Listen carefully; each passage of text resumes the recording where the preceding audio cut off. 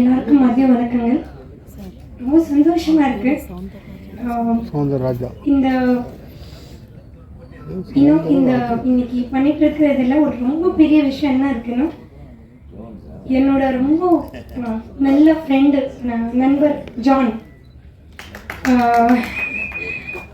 So இந்த Leona and Leo pictures ஓட CEO வந்து கூட ஜான் தான். ஸோ இது ரெண்டு சிமிலாரிட்டிஸ் வந்து ரொம்ப இம்பார்ட்டண்ட்.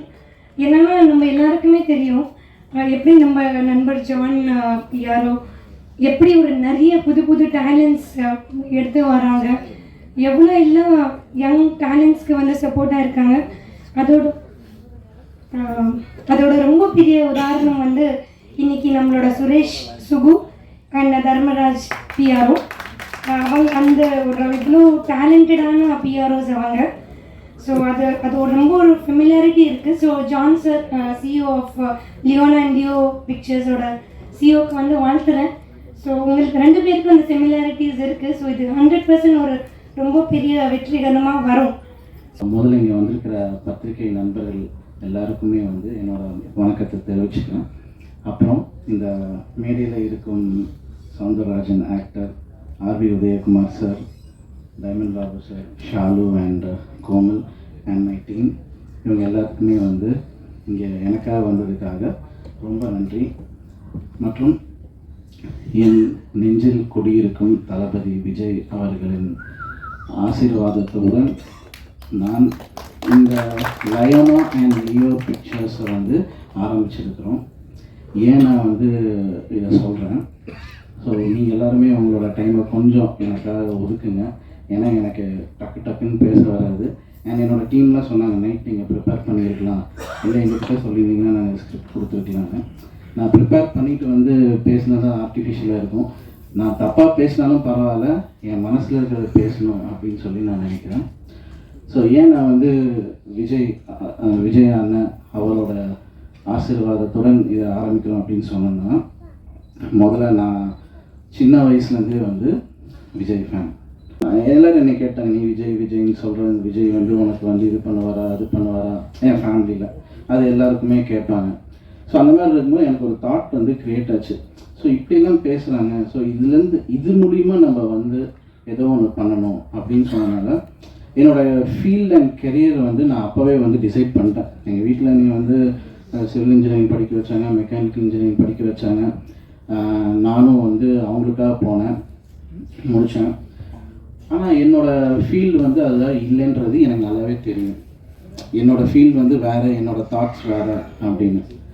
ஸோ அந்த டைமில் இருக்கும்போது நான் வந்து டிசைட் பண்ணிட்டேன், நான் வந்து அந்த மீடியா அண்ட் இந்த என்டர்டெயின்மெண்ட் செக்மெண்ட்டில் we have to do something. அது நமக்கு மட்டும் பிரயோஜனமாக இல்லாமல் நம்மள மாதிரி கஷ்டப்பட்டு மேலே வரவங்களுக்கும் அது பிரயோஜனமாக இருக்கணும் அப்படின்னு சொல்லிட்டு தான் இந்தியன் மீடியா ஒர்க்ஸ் அப்படின்ற ஒரு கம்பெனியை சின்ன லெவலில் நாங்கள் கோயம்புத்தூரில் வந்து பண்ணிகிட்டு இருந்தோம் 2016-15. அப்போது எனக்கு ஒரு ஈவெண்ட் எப்படி நடத்தணும், அந்த ஈவெண்ட் நடத்தினா என்ன மைனஸ் இருக்கும், இதெல்லாம் வந்து எனக்கு தெரியாது. ஸோ பிளைண்டாக வந்து நம்மளும் நிறைய லாஸ் ஆனோம். அப்போது எங்களுக்கு வந்து என்ன சப்போர்ட்டுன்னு பார்த்தீங்கன்னா, யங்ஸ்டர்ஸோட சப்போர்ட் வந்து நிறையா இருக்கும். இப்போ மித்தவங்களுக்கு வந்துட்டு ஒரு ஈவெண்ட்டில் ஒர்க் பண்ணுறதுக்கு ஒரு 100 பேர் வேலை செய்கிறாங்கன்னு வைங்களேன், அவங்களுக்கு சேலரி கொடுப்பாங்க. ஆனால் என்னை பொறுத்தளவுக்கு நான் நிறையா ஃப்ரெண்ட்ஷிப்பை பழகி வச்சுருந்தேன், நிறைய பசங்களை பழகி வச்சுருந்தோம். ஸோ அவங்களாம் வந்து எந்த எதிர்பார்ப்பும் இல்லாமல் எனக்காக வந்து ஒர்க் பண்ணுவாங்க. ஸோ அந்த ஒரு ஸ்ட்ரென்த் எங்கிட்ட இருந்துச்சு. நைட்டு 2 மணிக்கு கூட ஒர்க் பண்ணுவாங்க. ஸோ அந்த மாதிரியான உண்மையான யங்ஸ்டர்ஸோட சப்போர்ட்லாம் எனக்கு இருந்துச்சு. ஸோ அப்படியே ட்ராவல் ஆகி நாங்கள் வந்து ஒரு அவார்ட் ஷோ பண்ணணும் அப்படின்னு சொல்லி பிளான் பண்ணோம். ஏன் வந்து ஒரு அவார்ட்ஸ் பண்ணணும் அப்படின்னா, நிறைய இப்போ நான் வந்து சாதிக்கணும்னு இருக்கிறேன். ஸோ நான் யோசிச்சது வந்து நம்மள மாதிரி நிறைய பேர் சாதிச்சிருக்கிறாங்க, அவங்கள வந்து வெளியில் கொண்டு வரணும் அப்படின்றதுக்காக இந்தியன் அவார்ட்ஸ்ன்னு சொல்லி சின்ன லெவலில் கோயம்புத்தூரில் வந்து ஸ்டார்ட் பண்ணோம். அப்படியே அது கிராஜுவலாக ட்ராவல் ஆக எங்களுக்கு ஒரு எக்ஸ்பீரியன்ஸ். இப்போ சவுந்தர் சார் வந்து சொன்னார், ஒரு படம் பண்ணும்போது பிஸ்னஸ் ரீதியாக வந்து எவ்வளோ நீங்கள் வந்து அனுபவம் வாங்கணும், அட்வைஸ் வாங்கணும் அப்படின்னு சொல்லியிருந்தார். அந்த டைமில் அந்த மாதிரி நாங்கள் பண்ணலை. ஸோ இன்றைக்கி அவர் சொன்னது வந்து எனக்கு அங்கே கொண்டு போய் எனக்கு ஸ்ட்ரைக் ஆச்சு. இதை நம்ம அன்னைக்கே பண்ணியிருக்கணும் அப்படின்னு. பட் எங்களுக்கு எக்ஸ்பீரியன்ஸ் இல்லை, கைட் பண்ணுறதுக்கு எதுவும் இல்லை.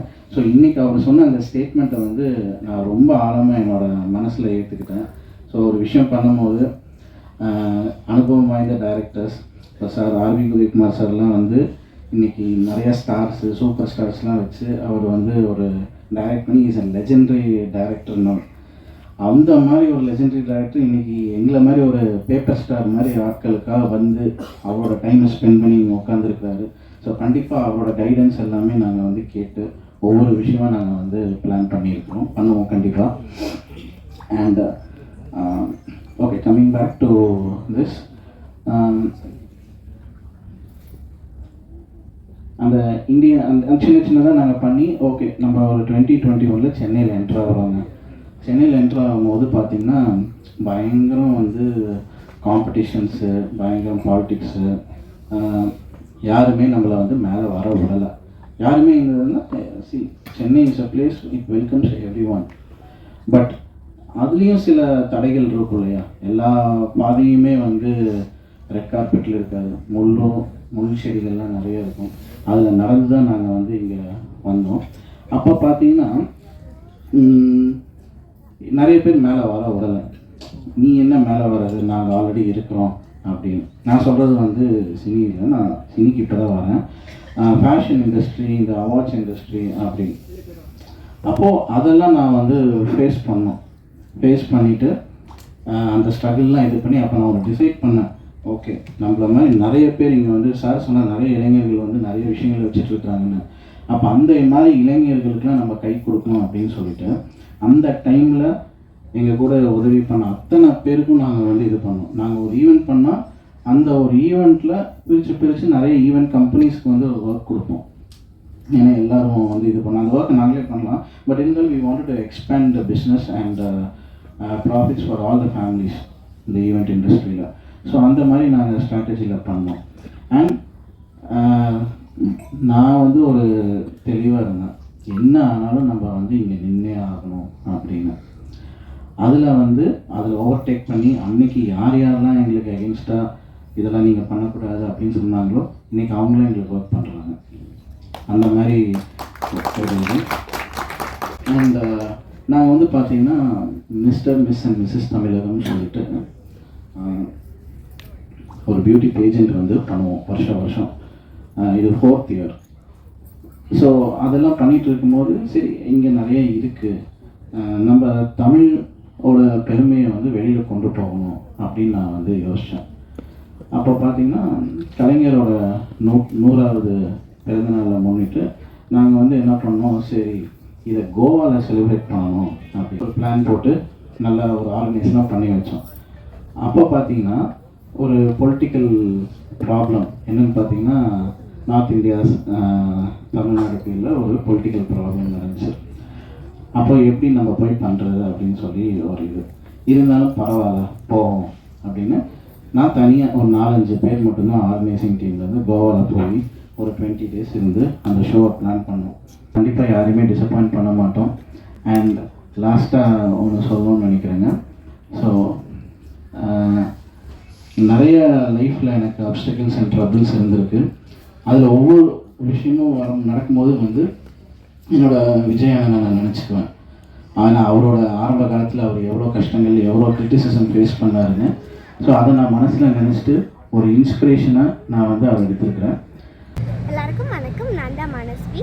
ஃப்ளாஷ் சித்தர் டிவிக்கு லைக் பண்ணுங்கள், ஷேர் பண்ணுங்கள், சப்ஸ்கிரைப் பண்ணுங்கள், கமெண்ட் பண்ணுங்கள், மறக்காமல் அந்த பெல் ஐக்கானையும் கிளிக் பண்ணிடுங்க. அப்போ தான் உங்களுக்கு நோட்டிஃபிகேஷன்ஸ்லாம் வரும். Thank you all, bye bye.